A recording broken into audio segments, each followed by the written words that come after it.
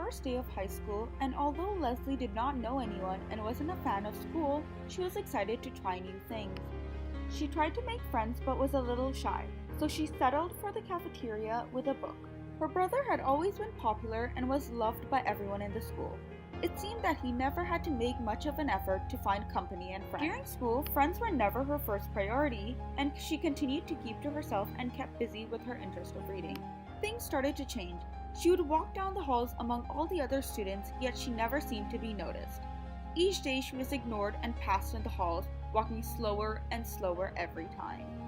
Her body was slowing down. She was starting to walk much behind the rest of the students. She was falling behind in classes and was feeling increasingly stressed.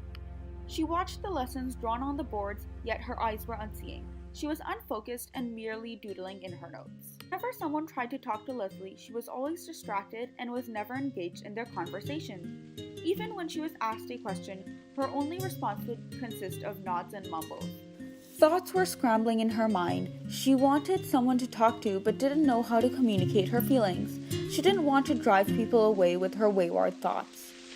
She gave up on friends. She was tired of not having anyone, and it was becoming a burden in her life just thinking about how no one really enjoys her company. Even school seemed like too much to handle, and she saw no point in trying anymore. As time went by, she missed more and more classes and her grades started to drop, but it never came to mind that she should attend school and put in more effort to succeed. Her expression seemed impassive, and throughout the days, she became increasingly tired and groggy.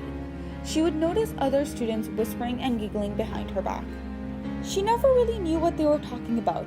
The only words she could make out were Leslie and groggy. She would spend night after night crying in her room and even got to the point of making cuts on her wrist.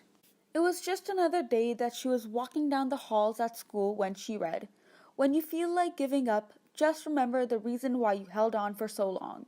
It was the first time she felt like there was a possibility for more.